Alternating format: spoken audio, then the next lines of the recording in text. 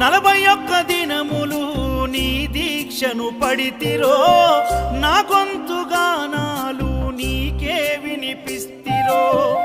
అన్ని వదిలి నేను నీ పూజలు చేస్తిరో, నన్ను నేను మరచి నీ సేవలో ఉంటిరో.